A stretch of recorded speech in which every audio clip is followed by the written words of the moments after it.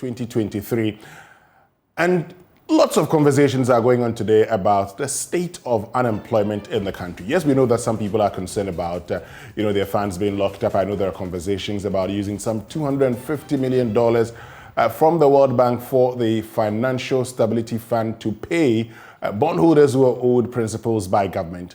But our focus tonight is on one issue. Now, since the Fourth Republic, one issue that has dominated a lot of the headlines has to do with Ghana's rate of unemployment. In fact, in lots of political party manifestos, the conversation has always been an agenda for job creation. How do we create jobs for the teeming youth in this country? How do we ensure that over the 1 million Ghanaians who do not have jobs get jobs? So this evening, we want to focus on the unemployment conundrum in this country. How do we ensure that the over 1.7 million Ghanaians who, according to the Ghana Statistical Service, do not have jobs, get jobs? But why is this very important? It is important because, per the Ghana Statistical Service still, many families have not returned to their pre-COVID-19 income levels. As in the last time they checked, about 2/3 of households said, we are still not returned to that particular state. But the critical question is, what has become of all the policies that we've been implementing over the years? In fact, it talks about some 25% of people who are vulnerable and not even engaging any training or anything that could help them gain jobs. The critical question is, what happened to all our policies? Right from the NAPCO, right from the Youth Employment Agency, right from the One Village, One Dam that sought to actually create a boom in agriculture. The planting for food and jobs that at a point in time we're told had created some more than 1 million jobs. What happened to all of these policies that we put in place? That is our conversation this morning. But of course, the most important thing also is how do we ensure that these persons are able to get jobs? How do we ensure that beyond the government, beyond the centralized system, we're able to get down to the district level? That's the most important thing. After all, this is a government that has a Minister of Local Government, Decentralization and Rural Development, an indication that the president recognizes the need to actually decentralize governance in every aspect. In fact, the president, as he addressed the nation in 2017 in February, during his first State of the Nation address, one of the things he talked about was the fact that he was going to get the districts to identify potentials, even when it comes to the planting for food and jobs.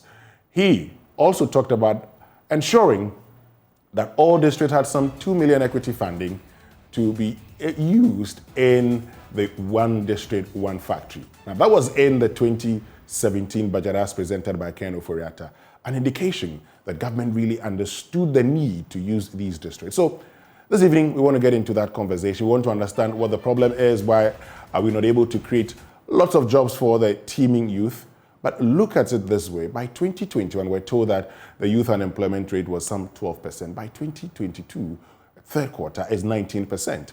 By 2022, second quarter, the number of unemployed Ghanaians was some 1.72 million. By end of third quarter, it was 1.76 million. You can understand the variation, okay? Some 40,000 more getting in there. So that's, something for concern.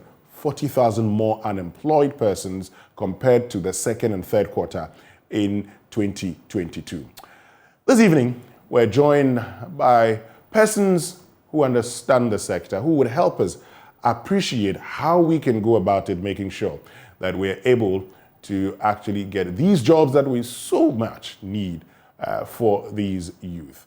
And joining us via Zoom is the director of the Institute of Local Government Studies himself, a development planner and governance expert, Professor Nicholas Awotri. Thank you very much for joining us, Prof. I believe you're doing very well this evening. Yes, I am listening. Yes, if you can. Yes. I can hear you. I can hear you clearly now. So I know that you've been studying the report. First of all, let me get your thoughts on your general observation, what you make of the report, before we get into what you believe could be causing, these unemployment figures or challenges. Yeah, thanks very much, Winston. I think there are a number of issues that the report highlights. One of them is youth unemployment, and which tells us that 1 out of every 4 youth or young people is on the street or is looking for a job. So that is one important factor. The second important factor is that there's a transition where people move from the formal sector to the informal sector. And agriculture is gaining from this transition.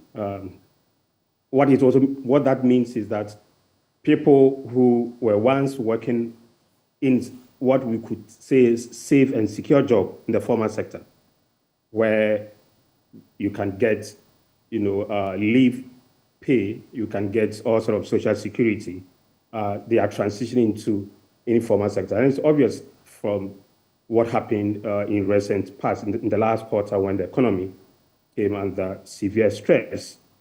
And so those that were working in the formal sector, perhaps in the NGO sector or perhaps in the private sector, either lost their jobs or thought perhaps it's more lucrative to go on self-employment in the informal sector. So that is something that we recognize from the report. The report also tells us that urban unemployment is high, and that there's also multidimensional nature, meaning that if you are unemployed, you are also likely to be poor and having other multi-dimensions in terms of food insecurity. Perhaps you struggle to buy food. But then that goes together. If you're unemployed, you may not get income to buy food. And so in actual fact, you also move into vulnerability. Your other question is, how did we get here, or the causes of these unemployment figures? Basically, there are a number of factors that are causing this. If you look at it, education and skill sets of people are likely to be a contributor to unemployment or the incidence of being unemployed.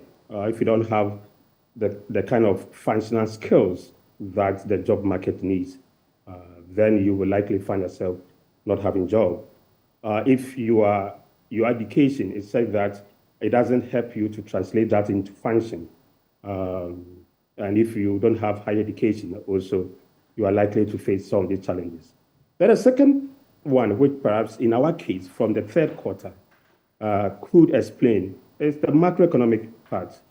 And we are all aware of what is happening all over the world. And Ghana is one of the cases that's experiencing this global economic stress, and it's affecting employment, possibilities or opportunities. The report indicates that agriculture is gaining, but generally there's employment in the industry sector that is losing grounds to, to agriculture and service. One would expect economic transformation that agriculture would rather lose, jobs to industry and finally to services. That is the stylized structural transformation that normally happens in a country once you transition to development. And that's what happened in many Southeast Asian countries. And all countries that have transitioned from, developing to developed went through that transition. But in our case, we are seeing a shift where from agriculture we move straight to services. And so that industrial sector, the manufacturing sector, is a missing gap. And what does that tell you? Now, what does that tell you about our economy and our development path?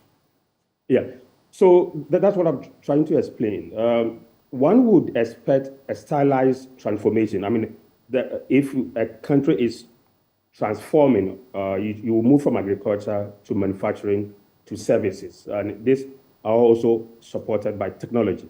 And that's what the Southeast Asia did.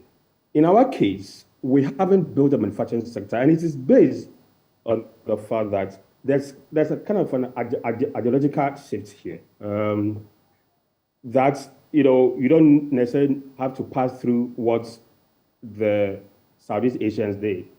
So you can jump from agriculture straight to services. But in our case, to be able to jump, you need to build a very strong industrial sector. But we haven't built that. And it's this ideology that the state need not be part of that transformation. The state need to just build enabling environments. And for me, this is the critical part that we are struggling, and that has led to the problems we have. The state has to play a leading and more than just enabling role. And if you transition that to the local sector, which perhaps that's where you have more interest, and that's where also where my interest is. This local governments themselves need to play an important role in solving. We'll come to the role the local government must play, but yes, you talked about the lack of skills of these people. Now, over the period, we've embarked on a lot of skills development programs. I mean, the National Youth Authority is engaged in skills development. The National Entrepreneurial Innovation Program, NAPE, is also engaged in skills development. So, how come we're lacking the skills when all of these institutions, even when we started NAPCO, part of the plan was to ensure that along the line we train persons in skills development, we train persons in entrepreneurship, to ensure that once they exit, if they don't get employed, they could become their own, employers. So, where's the gap? Yeah. So the third component of the causes of this is also attitudinal. People are still looking for, although they may be trained, they may have the skills, they are still looking for the formal sector job. They are still looking for the for government job. And so there's an attitudinal problem here that people are stuck with the idea that the formal sector job is the ultimate, and that's what they're looking for. So even when they have skills, they tend not to apply some of the skills that they could use for their own employment or self-employment, but they're looking for a government job.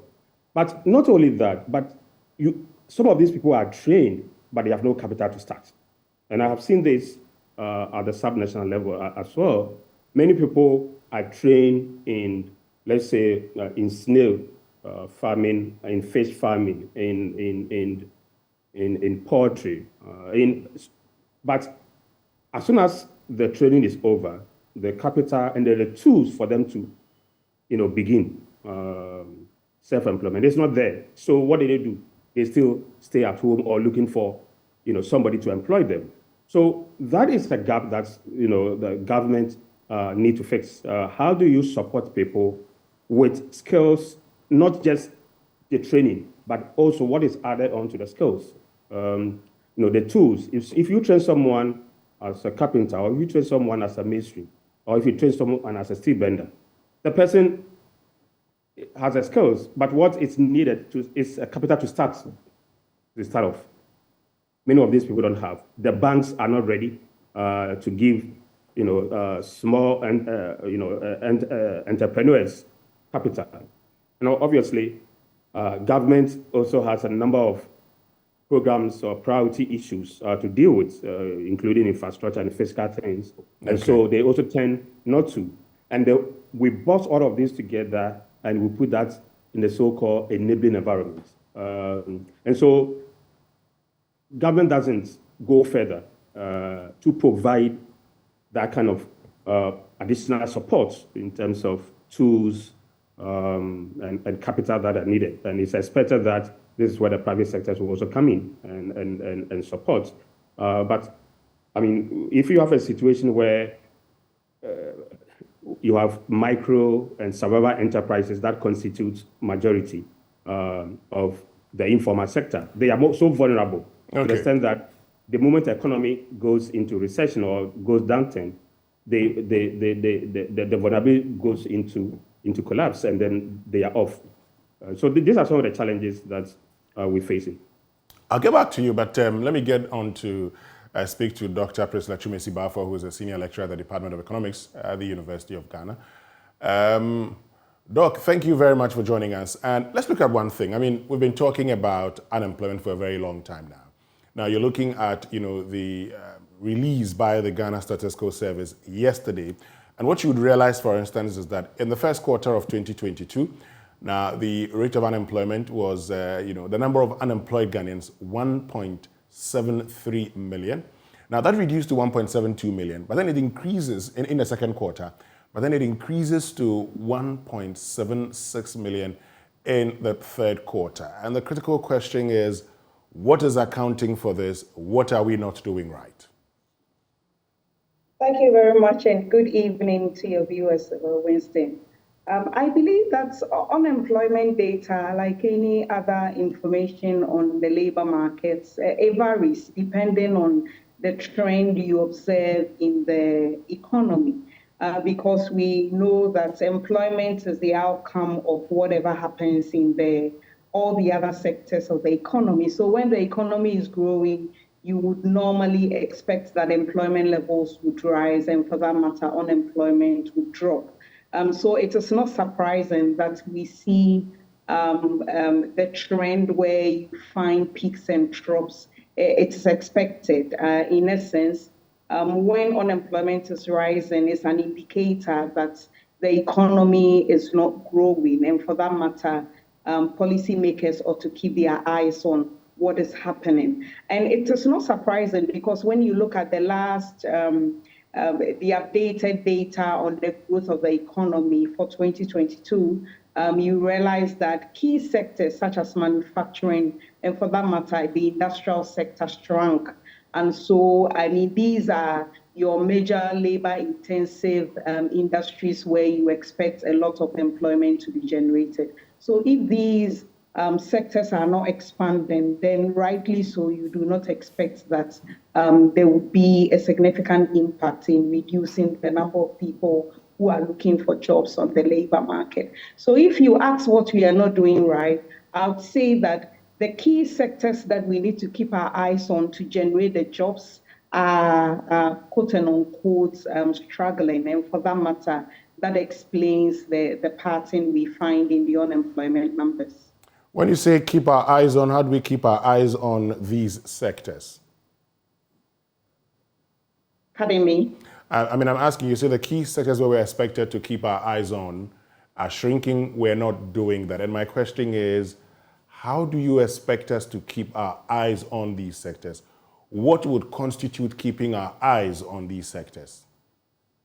So essentially, these are quite difficult times for me to come and proffer solutions on these sectors, i.e. creating the incentives for them to expand, creating the incentives for them to grow. But indeed, when you look at the structure of the Ghanaian economy, activities such as agro-processing, these are quite basic things that if government wants to expand the base of the economy and reduce the level of our import dependence, these are sectors that government ought to nurture, support, so that these sectors grow. How will these sectors be supported? Supported through not necessarily direct financial support, but creating the whole enabling environment for these firms to thrive.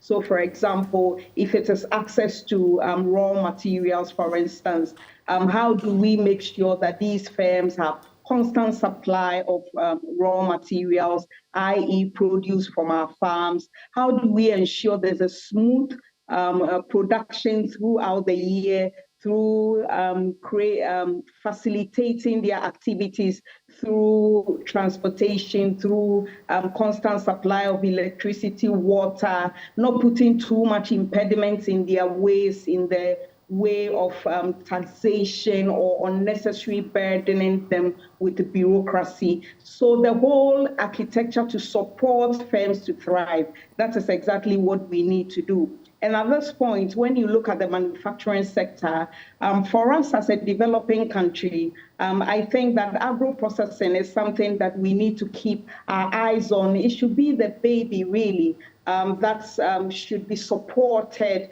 It will the agricultural sector will feed that sector, and that sector would also be a major point for employment generation, helping feed the economy, reduce our level of import dependence. So the backward and forward linkages of these sectors are very critical. And that is why when these sectors are thriving and doing well, you find that unemployment numbers also come down.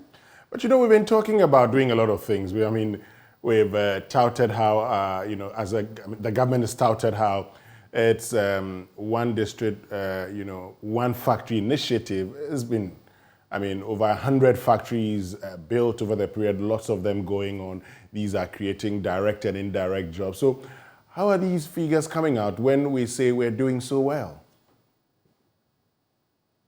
Indeed, these for employment generation of an activity, it is not that straightforward, particularly when you want to estimate indirect jobs, because for indirect jobs, you are looking at all the linkages. So for example, you set up one factory, for instance, that factory would directly generate jobs through the employment of people within that factory. So when you are talking about indirect, okay, so the stimulus that this factory will provide for the farmers, for the farmer to also employ a lot more labor, that is indirect, that is coming through the creation of this factory.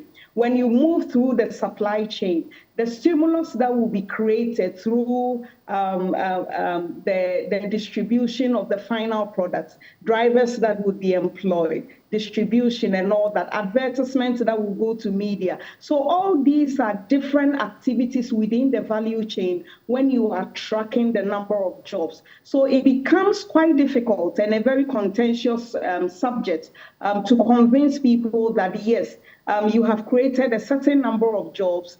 For the direct jobs, you can directly account for them. But to a large extent, the indirect jobs, most of the times, I honestly do not want to be pushed into that kind of debate, because it is very debatable to the extent that you need, as far as we are concerned in labor economics, you need data to be able to collect data from the backward and forward firms that are benefiting from the incentive you have created, to be able to estimate the number of jobs that you've created. Until you've done that, it will be quite debatable for an individual to be churning out numbers depending on whatever intervention has been undertaken.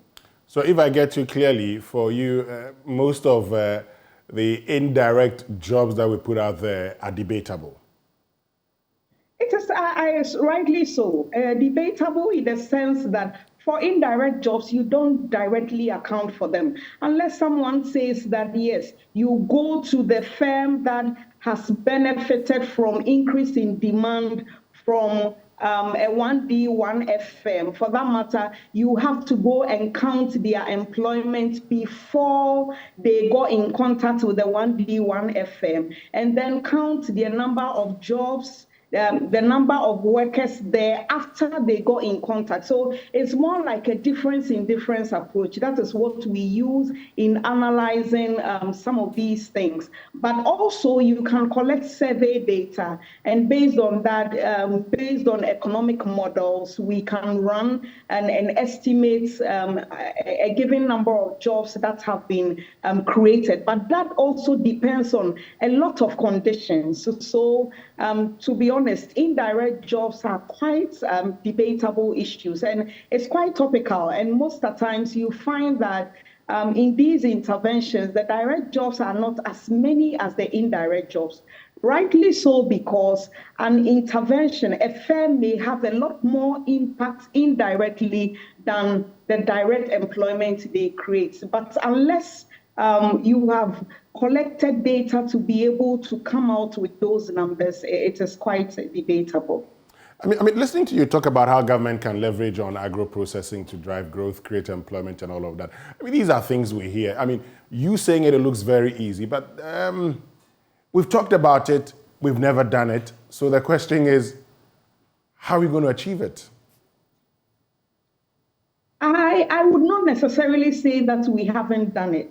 I would say that is a commitment to stick to the course so that we get the yielded returns in the long run is what we do not have, because over time we have experimented with import substitution, industrialization drive, we have looked at export promotion. So these are activities that have been done, but they do not yield fruit overnight, I must say. We need to have the patience to go through it. And in most of these interventions, when you support firms, for instance, within the agro-processing enclave, you need to be able to monitor them and pick the success stories and support them to grow. When you look at historically what we have done, that is something we have not been very successful with. And to a large extent, when you look at this, you see that there's also most of times a lot of political interference in these activities. So we do not sort of have a long-term plan of where we want to get to with these beneficiary firms as we support them to grow. Because truth be told, the country has supported firms over the years. When you cast your mind back to Nkrumah's industrialization drive, firms were supported, baby, infant industry arguments. But in most of times, you find that our firms tend to remain babies forever. You expect that they get the support while they are babies, but once they grow, then those supports over time are withdrawn so that they will be able to stand on their feet and be competitive on the global scene and even in the domestic economy. But that is not something that we find. But I must say that we have done it in bits and pieces, but the commitment to follow through with for the long haul is something that we have not been very good at. One would have thought that when you're experimenting, you would learn lessons and then move on to achieve your results. But you are indicating that one of the things you've been very good at is overly experimenting and never getting to achieve the desired results, right? Certainly, and most of the times, when you look at all these, you tend to believe that, there's a lot of political interference, and our political cycle doesn't also really help matters, because most of the times, for example, if you pick the 1D, 1F, if indeed companies that are benefiting have not been picked based on their viability, but have been picked based on their party affiliation, you see that whenever there is a change in government, a new crop of firms would also come up, would be supported, and those that were supported in the previous administration will fizzle out. So indeed, it's more like a cycle, and it ends up being a lot of waste of precious resources that could have helped to develop this nation. But it moves in silos, really. And at the end of the day, it comes back to bite us because nobody is benefiting from this in the long run. I'll get back to you shortly, but because talking about viability, let me go to Professor Awotri, because I know you've done some work on the one district, one factory. I just would want to get your thoughts on this particular issue. Now, Dr. Chumesi Bafo talks about viability, how we actually selected these companies, how we gave them funds or, guaranteed funds for them to, engage in production. When you looked at the one district, one factory initiative, what did you find? Thanks very much, Winston. I think the 1D, 1F is a viable project that government is supporting private enterprises and private companies to pursue. It's to solve the missing middle, which is the manufacturing sector. It's in the industry sector that hasn't developed much. Now, before I provide the viability issues that my other members said, is that the manufacturing sector is what is needed to promote employment. So, currently, you have a situation where you have economy based on buying and selling. Buying and selling is to promote the economy of goods that are produced, from abroad, and that creates that kind of jobs that are decent or that can stand economic shocks. So to move away from the buying and selling, that is why a country is encouraged to invest in the industrial sector or the manufacturing sector. Over the years, we've assumed that government need not to be part of that process. Government only have to create an enabling environment. And but personally, I see this enabling environment as becoming a lazy person's approach to fixing a problem. You say enabling environment and you end up not doing anything. And then you return to the whole general macroeconomic issues. And we know that the Southeast Asians and the countries that have transitioned actually supported and they were part of that transition and they were part of that manufacturing or the industrial sector growth. So that's what the Southeast Asians did in partnership with the private sector. Not only just enabling environment, just on a policy and then they stopped. Okay. So what the government is doing is on this 1D1 effort is to provide that guarantee of capital, that support of capital, and the other elements that are needed, providing support to land, finding out what they need, and making sure that right from the beginning to the end, government is part of that whole process. It gives them the confidence. And that is why I think since up to 2021, there are about 260 of these 1D1F all over the districts. Of course, there are some districts that up until now having experienced 1D1F. But it's still what is needed to be able to add value to our local products and to create sustainable jobs. So yes, 1D1F are creating jobs. Are they big enough to absorb? Tell me, are they big enough to absorb the unemployed youth? They're not big enough. They need to grow, and it starts from somewhere. And it starts to grow. And this is where government need to support these industries, this 1D1F, beyond just the capital aspect, also to ensure that their focus is promoting jobs. Now with technology, now with capital, you end up trying to reduce the labor-intensive nature of that of 1D or the sector. So government needs to support them, create more market for the product of 1D1Fs. That means by stopping many of the commodities or the imported materials or many of the finished products that are coming from abroad, which is killing some of these industries. I recently watched a gas cylinder making factory, which was based on the 1D1F. Yes. And this factory is almost dying from a similar product made by Chinese, and that is flooding the market. Now, what do?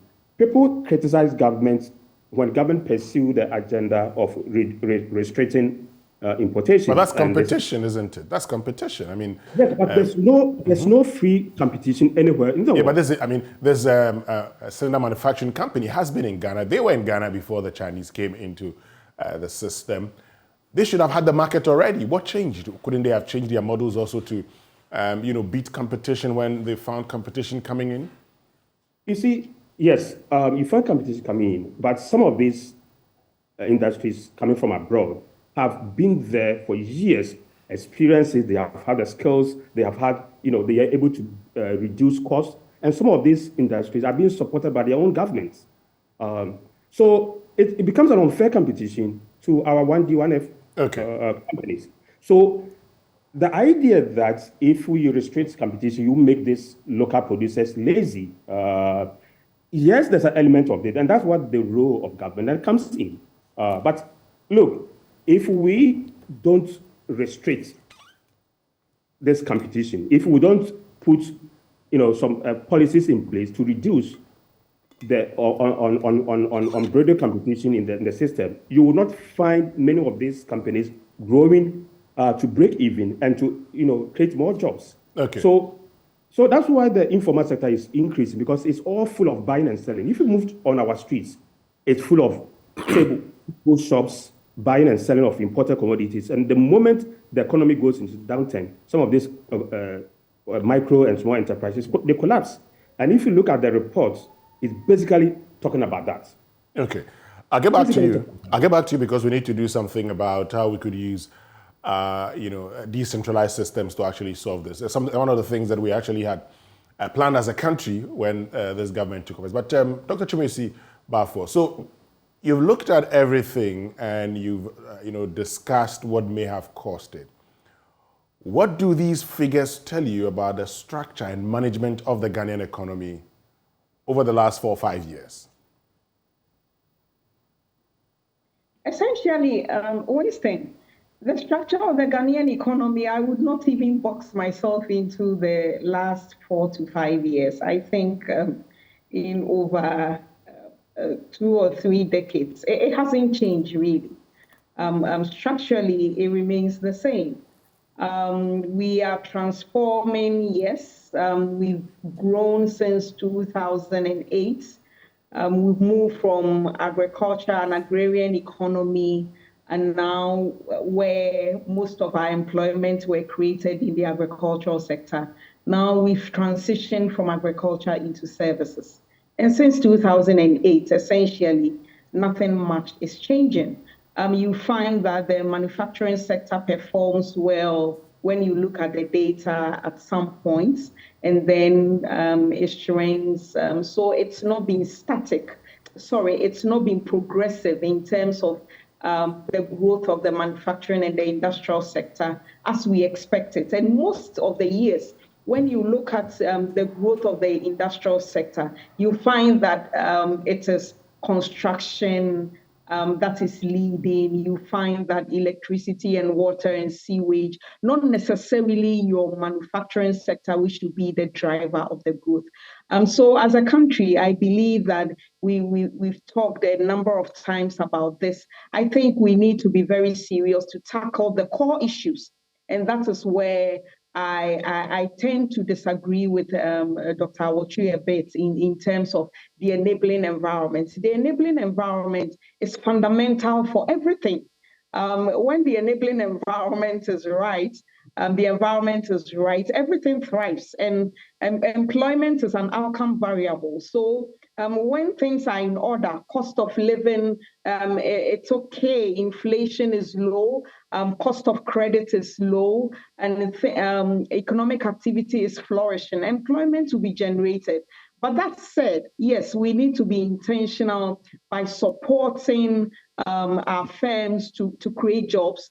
But the point is that some of us are also a bit more careful in the sense that we have walked this path so many times in our journey since independence, and nothing seems to come out of it. So in that sense, I think that what do we do differently in terms of the firms that we are supporting? And I like the fact he mentioned that we should be intentional, that the firms are creating jobs.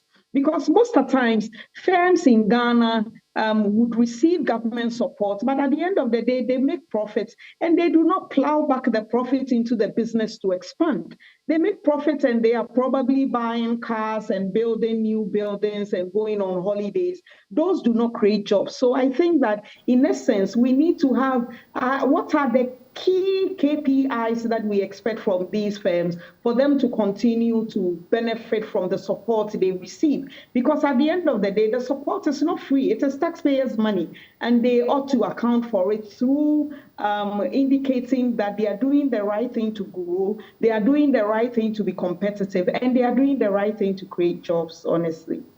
But the other leg of the question was what it told you about our management of the economy over the last 4 or 5 years. What do you say to that?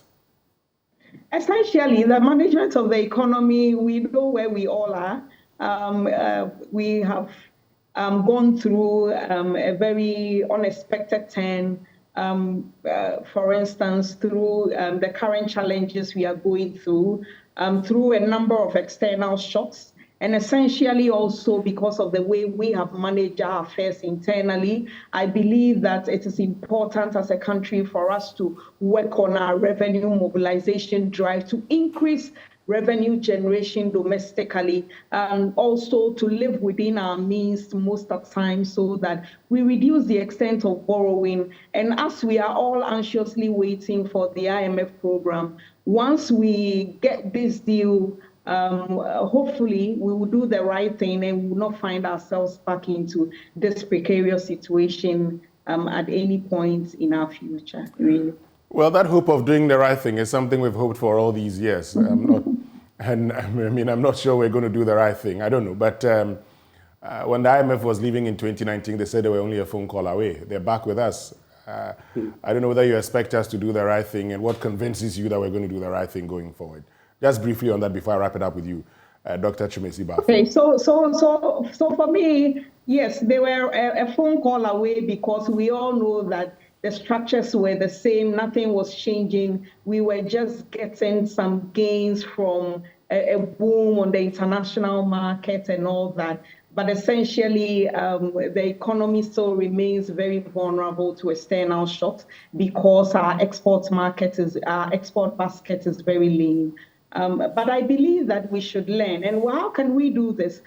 Through constant advocacy and constantly educating the public to look out for the issues. For instance, when people go to the polls, they should look out for people that are addressing the core issues, have a bigger picture in mind rather than short-term gains. I believe that we'll get there one day.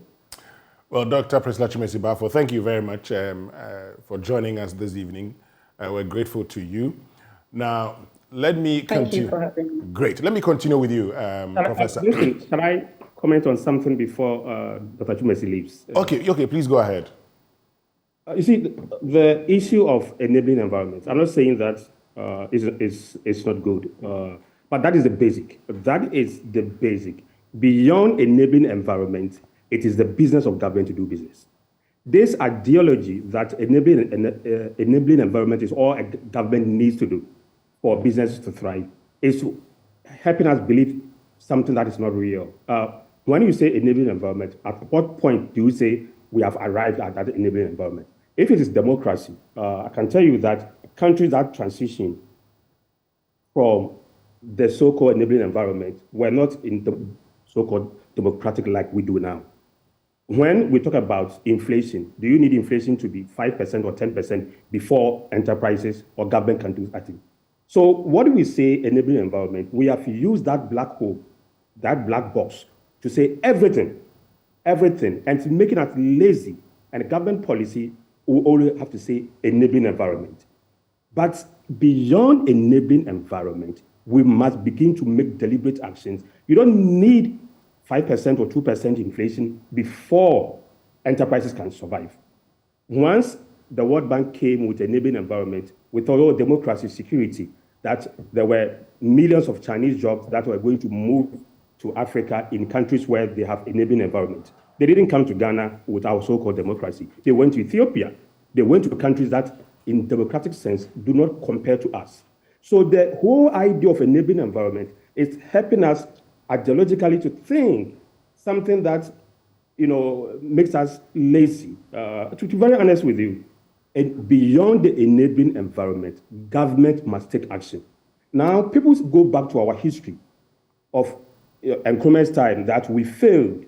So just because we failed in the 1960s in supporting industry doesn't mean that we will fail in 2000. So does it mean that we cannot change, we cannot fix our problems? We don't identify things that we have done wrong.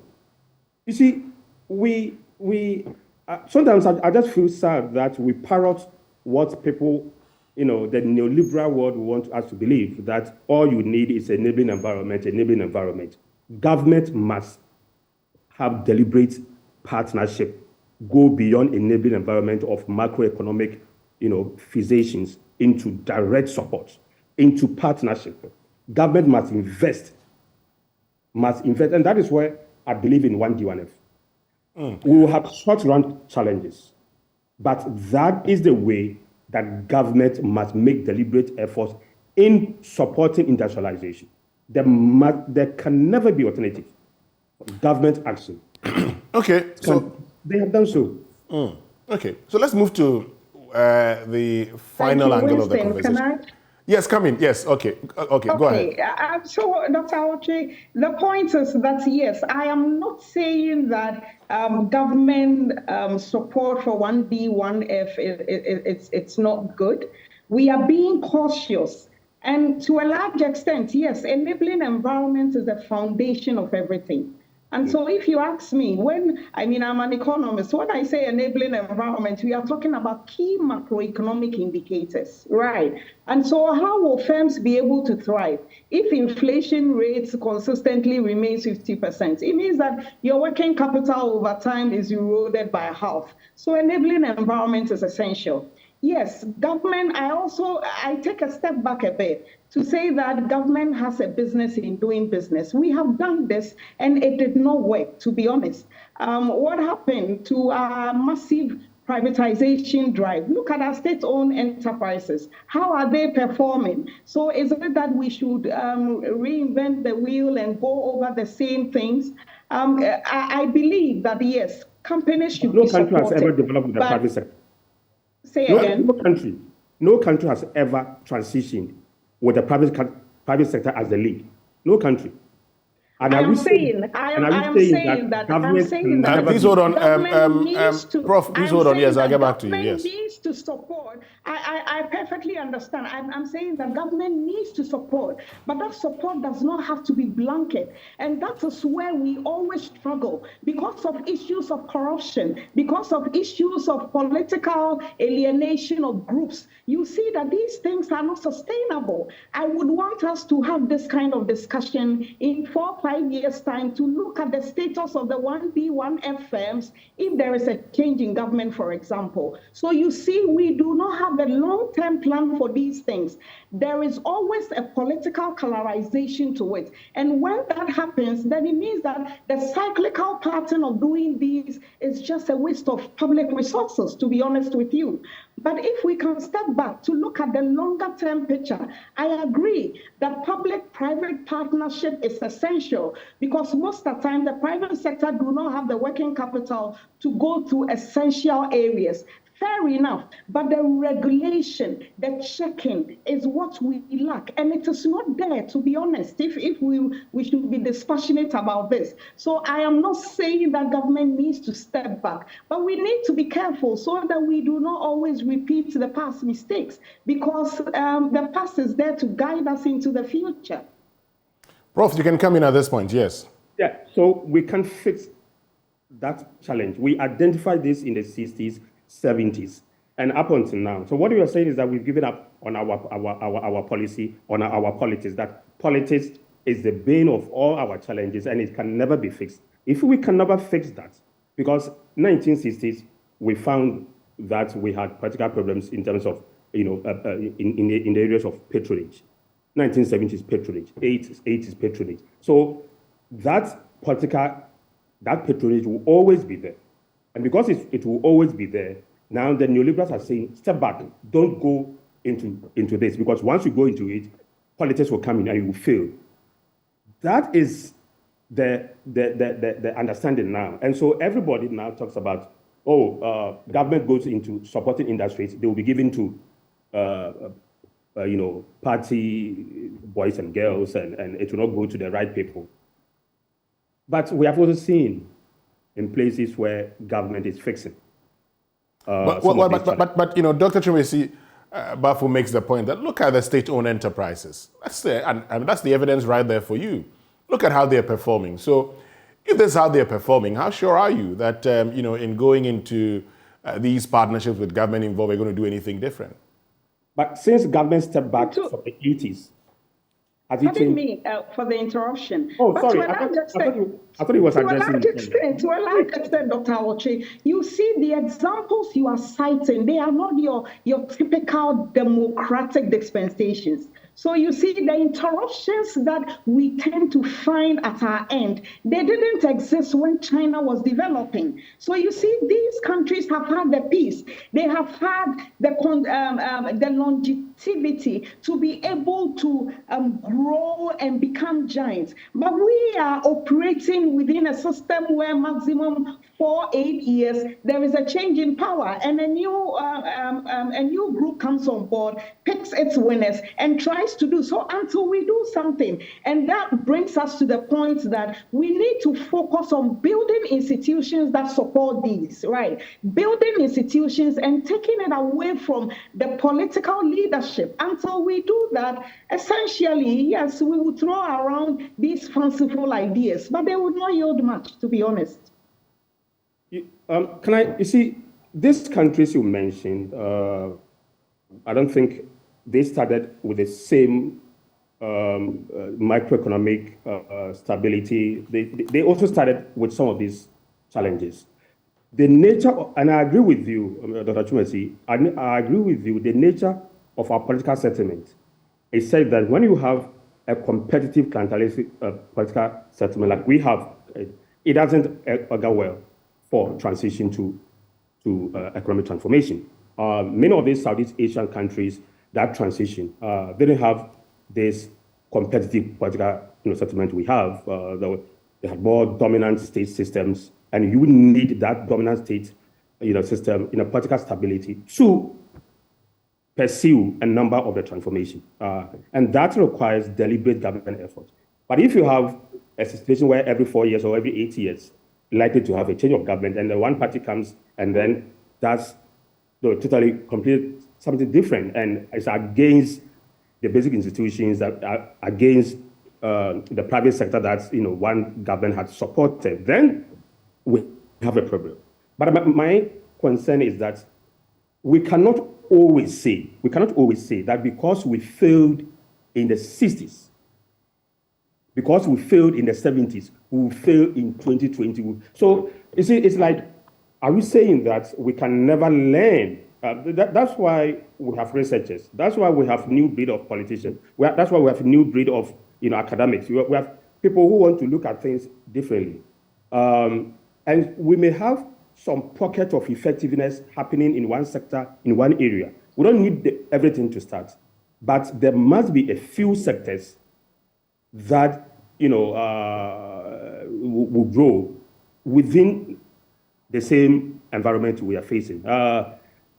It's sometimes difficult, and again, Dr. Chumesi, once we start talking about we need to fix institutions, yes, but I can tell you, given the issue of leadership and institutions, I will first talk about let's build leaders who want to transform.